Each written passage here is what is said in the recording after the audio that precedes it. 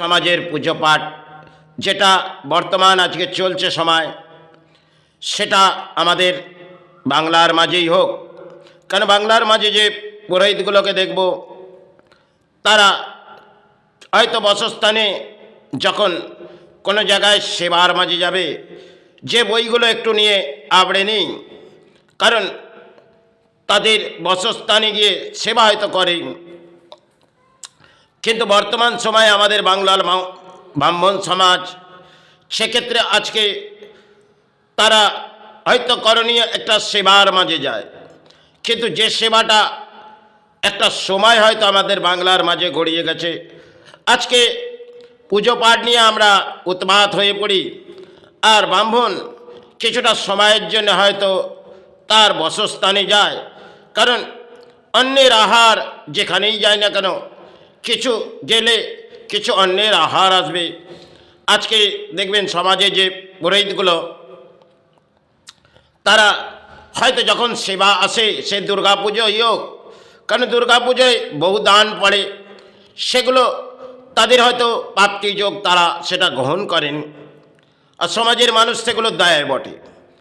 কিন্তু কখনোই আমি কোনোদিন সমাজে পুজো পাঠে যাইনি, কিন্তু যেটা ব্রাহ্মণ সমাজের আজ দেখছি, সেটা হচ্ছে এক অদ্ভুত খেলা। কারণ যখনই সেবা এসে যায়, তারা ঘরে ঘরে বসস্থানে চলে যায়, আবার পুজো পাঠ করে নিজের বসস্থানে ফিরে এসে যে সমস্ত দান দেয়, কিছু দান তারা হয়তো সমাজে বিক্রয় করে। এ ধরনের করণীয় কাজ ব্রাহ্মণ সমাজের চলছে বটে একটা।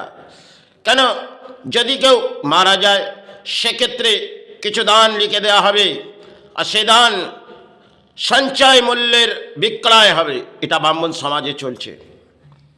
কারণ এই বাংলার মাঝে দেখবেন ব্রাহ্মণ সমাজ যেটা পরবর্তী সময় হয়তো লুপ্ত হয়ে পড়বে। কারণ যে ব্রাহ্মণ সমাজকে একটা সবাই শ্রদ্ধার মাঝে জায়গা দিয়েছিল, আজকে সেই ব্রাহ্মণ সমাজ নিচ স্তরে চলে গেছে।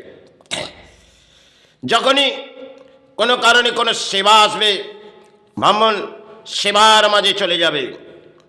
কোনো ধর্মের আশ্রয়ে হয়তো আমাদের কাটানো উচিত, কিন্তু ব্রাহ্মণ সমাজ যেটা আজকে বর্তমান সময় এসে গেছে, তারা পুজো পাঠ তখনই করে যখন কারো বসস্থানে যেতে হবে, কারো কিছু অন্যের আহার এসে যাবে।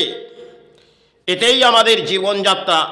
কারণ ব্রাহ্মণ সমাজ আজকে বর্তমান পরিস্থিতিতে দেখবেন যে একটা সময় হয়তো ব্যাখ্যা ব্রাহ্মণ সমাজকে দেওয়া হয়েছিল, কিন্তু আজকে ব্রাহ্মণ সমাজ সেটা সবাই ক্ষেত্রে ধর্ম জাগানোর জন্যে ব্রাহ্মণ সমাজকে রাখা হয়েছিল, আর এই ব্রাহ্মণ সমাজ নিচস্থ হয়ে গেছে। কারণ ব্রাহ্মণ জেগে থাকো, তুমি ঘুমিয়ে পড়লে জগৎ ঘুমিয়ে পড়বে, এটা সবাই ক্ষেত্রে হয়তো ব্যাখ্যা ছিলেন। আজকে যে ব্রাহ্মণগুলো নিয়ে আমাদের ধর্মের হয়তো পুজো পাঠ সমাজে করেন বটে, কিন্তু একটা সময় যারা পুজো পাঠ করেছেন, তাদের এই ধরনের নীতি আদর্শ ছিল না। আজকে দেখবেন ডালার মাঝে দেখবে কতটা সাজিয়ে দিয়েছে, আর কতটা নিয়ে গিয়ে বসস্থানে যাব, আর বসস্থানে গিয়ে কতটা আমরা সেগুলো আমাদের অন্যের কাজে লাগবে, আর কিছু বিক্রয় করে দেব। কারণ এই ধরনের ব্রাহ্মণ সমাজ নেমে পড়েছে। দেখবেন পথে আজকে ঘরে ঘরে দোকানে সেবাটা হয়তো কমে গেছে। আজকে কর্মস্থানে দেখবেন ব্রাহ্মণ ঘুরে ঘুরে সেবা করছে, হয়তো পেটের অন্নের জন্যে, কিন্তু আবার যারা কর্মস্থান চালাচ্ছে, তারা নিজে নিজে ধূপবাতি দেবার সময় নেই, আর পথে যেসব ব্রাহ্মণ থাকে তাদের নিয়ে হয়তো তারা সেবার মাঝে চলছে বটে। কিছু দান দিয়ে দিই, এই ব্রাহ্মণ আমার গুরু সেবা করে দেবে, মাতৃসেবা, হয়তো একটা পট বসিয়ে এই সেবা, সেই পটের মাঝ দিয়েই সেবা হয়তো চলছে বটে। আজকে একটা কলির অংশের খেলা আমাদের চলছে, সেটা হচ্ছে ব্রাহ্মণ। এই ব্রাহ্মণ যেটা সময় ক্ষেত্রে জেগেছিল, আজকে ব্রাহ্মণ হয়তো ঘুমিয়ে পড়েছে, যখন জেগে ওঠে তখন কিছু অন্যের আহার যদি কারো ঘরে গেলে এসে যায়, তাহলে সেই পথেই ছুটি, ব্রাহ্মণ সেই পথেই আজকে ছুটছে। কারণ বর্তমান সময়ে আমাদের বাংলা যেটা এসেছে, সেটা হয়তো সমাজের ক্ষেত্রে দুর্ভাগ্য। আর সমাজের মানুষ যেটা নিয়ে ব্যাখ্যা করছে আমাদের ধর্ম উচ্চ স্তরে একটা সবাই রেখে গেলেন। আজকে এই ব্রাহ্মণ যখন কারো বসস্থানে কেউ মৃত হয়ে যায়, ব্রাহ্মণ গিয়ে একটি গীতা পাঠ করলেন, আর চণ্ডী যেটা আমাদের ধর্মের তার অদ্ভুত কিছু, কিন্তু সেগুলো আজকে পড়া হয় না। আজকে একটি গীতা পাঠ, কারণ তাতেও কিছু অর্থ, আর সেই অর্থ হয়তো আমরা 18 অধ্যায় গীতা দেখবেন ব্রাহ্মণ পড়ে না। যে গীতাটি 18 অধ্যায়, সময় ক্ষেত্রে হয়তো একটা করণীয় কাজ করতে গেলে 18 অধ্যায় গীতা আমাদের ধর্মের, সেটাকে আত্মাবৃদ্ধির মাঝে সেটাকে নিয়ে পড়া হতো। আজকে সেই গীতাটা আমরা সে অক্ষরেই আসি না কেন, কিছুটা গীতা আমরা পড়লাম, হয়তো সেই সমাজ থেকে অর্থ নিয়ে এলাম। এটা আমাদের বাংলার ব্রাহ্মণগুলো সেটা হয়তো করছে বটে, জীবনে হয়তো কোনো সমাজে সেবা করিনি আর করতে নাও হয়, কারণ জীবনে আজ আছি কাল হয়তো শ্রীচরণ। কিন্তু যে সময় আমি বাংলায় এসে দেখেছি, আজ যা দেখছি, তাতে বাংলার মাঝে ধর্ম তো নিচ স্তরে চলে গেছে, আর ব্রাহ্মণ তিনি তো লুস্থ হয়ে পড়েছে। এই ব্রাহ্মণকে ধর্ম জাগাতে বলা হয়েছিল, কিন্তু সময়ের একটা টাইম হয়তো তাদেরও কোনো করণীয় দোষ নেই, এটা সময়ের খেলা হয়তো। আর ব্রাহ্মণ যখনই জেগে ওঠে ধর্মের কোনো পূজা পাঠ হলে, আর এখনকার বর্তমান সময় দেখবেন কিছু জায়গায় হয়তো দেবী দুর্গার পুজো হলে আগে গিয়ে নেতা পুজো করলেন, কারণ একটি মন্ত্র যেগুলো ধর্ম জাগানোর জন্য দেওয়া হয়েছিল সেটা আজকে নেতারা উচ্চারণ করে সেবা চালিয়ে যাচ্ছে।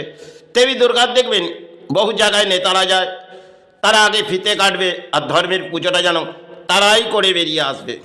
ব্রাহ্মণ পরে যাবে, কিছু কিছু হয়তো অর্থ দান দেওয়া হবে, ব্রাহ্মণের বসস্থানে যাবে। এটা চলছে বটে একটা, কেন রাজনীতির ম্যাচ, এখানে হয়তো ধর্মের সেবার জন্য দান দেওয়া হচ্ছে, কারণ দান দিলে সেবা বাংলার জেগে উঠবে, এটা নানি ভাবছেন। আরও কেউ আসবে রাজা, তারাও এটাই ভাববে। এইভাবে আমাদের হিন্দু ধর্ম যেটাকে তলানিতে পাঠিয়েছে, একদিকে আমাদের ধর্মীয় সমাজ, আবার যারা এই ধর্মের মাঝে যুক্ত, আজকে ধর্ম ধর্ম করে আমরা চিৎকার করে দেখছি ব্রিগেডে একটি গীতা নিয়ে আমাদের লজিক হলেন, কিন্তু গীতা আমাদের একটা সবাই বসস্থানে পড়া হতো, সেটা সবাই হয়তো বহু পারাপার হয়ে গেছে। আজকে গীতাগুলো আমরা সবাই ক্ষেত্রে যখন কোনো কারো বাড়িতে কোনো ক্রিয়াকার্যর কাজ হয়, সেটা হয়তো কিছু সময় গীতাটাকে নিয়ে একটু আবড়ে নেওয়া হয়, আর কিছু পূজা পাঠে হয়তো একটু গীতা আবড়ে নেওয়া হয়। 18 অধ্যায় গীতা সেটা হয়তো সবাই ক্ষেত্রে পড়া হতো। আজকে সেই গীতা আমাদের হয়তো সময়ের হয়তো অভাব, কারণ সবাই ক্ষেত্রে আমাদের পুজো পাঠের মধ্যে আমরা ধ্যান দিতাম। আজকে পুজো পাঠটা একটা ব্যবসাও যেমন নেমে গেছে, সেক্ষেত্রে আমরাও কিছু দান দিচ্ছি যাতে আমাদের ঘরে মা বিরাজ করে, এটা দেখবেন। কারণ অসৎ কর্মের অর্থ নিয়ে আজকে সমাজের সেবা হয়তো চলে। একটা সবাই দেখবেন সৎকর্ম নিয়ে ধর্ম ডাকা হতো, তাতে হয়তো দেশের মাঝে রাজ্যের মাঝে গরিবই ছিলেন, তারা কিন্তু ধর্মের আশ্রয় ডাকতেন। আজকে অর্থনীতিবিদ, কারণ অর্থের জন্যে ধর্ম ডাকে, আর ব্রাহ্মণ গিয়ে হয়তো ধর্ম জাগিয়ে আসে। এই হয়তো কলির একটা খেলা, কিন্তু খেলার মাঝে আমরা খেলতে এসেছি। হয়তো ধর্মের খেলা সবাই ক্ষেত্রে যারা করে গেছে, তারা তো ধর্মকে জাগিয়ে গেলেন। আজকে ধর্মকে যেমন তলানিতে আমরাও পাঠিয়েছি, কারণ এটা সনাতন ধর্মেরই হয়তো একটা খেলা চলছে বটে। একদিকে ব্রাহ্মণ ধর্মকে জাগাতে বলা হয়েছিল, তিনি হয়তো ধর্মকে ঘুম পাড়িয়ে দিয়েছে, আর সমাজের মানুষও ধর্মের মাঝে হয়তো হারিয়ে ফেলেছে, কেন সবাই ক্ষেত্রে এত অর্থের নিয়ে চিন্তা ভাবনা ছিল না। আজকে অর্থের জন্য আমরা হাহাকার করছি, কারণ অর্থ পাপের হোক বাপের হোক, সেভাবে হোক আমার বসস্থানে আসুক, আর সেই অর্থ দিয়ে আমরা সেবা করব। এটা একটা প্রকৃতির অদ্ভুত খেলা হয়তো এই কলির রাজ্যে দেখছি বটে। কারণ অর্থ লোটো আর সেবা চালাও, চাই কালী পুজোর দান আমরা সাহারা দেখব। বহু রাজ্যের মাঝে আজও কালী পুজো হয়, সে কালী পুজোটা একটু ডিজে বাজায়, আর ব্রাহ্মণ এসে একটু ঘন্টা বাজায়, আর সাধক রামপ্রসাদের কিছু গান হয়তো কখনো কখনো বেজে ওঠে, কারণ এটা সাধকের গান। আর মায়ের তিনি পরম ভক্ত ছিলেন, তিনি এক মহান সাধু, তিনি জাগাতে এসেছিলেন ধর্ম। আজকে তাকে নিয়ে হয়তো আমরা উৎপাত হই না, তিনি তো বাংলাকে মাকে জাগিয়ে গেলেন, তিনি ধর্ম জাগিয়ে গেলেন। সবাই ক্ষেত্রে সাধনা করেছিলেন সাধক রামপ্রসাদ। তার অসাধারণ জীবনের কাহিনী হয়তো আমাদের সমাজে মানুষ জানে না, তার অসাধারণ জীবনে কি কেটেছে। তিনি মা করে হয়তো চিৎকার করেছে, প্রাণে হয়তো দারিদ্রতার মাঝে সেবা চালিয়েছে। তিনি মহান সাধক ছিল। যাই হোক, তার শ্রীচরণে শতকোটি প্রণাম জানিয়ে আমি শেষ পথেই হাঁটলাম। যেটা আমার ভালো লাগলো আত্মাবৃত্তির মাঝে ব্যাখ্যা করলাম, তাতে সমাজ না হোক গুণ করতে। জয় গুরু, জয় মাই।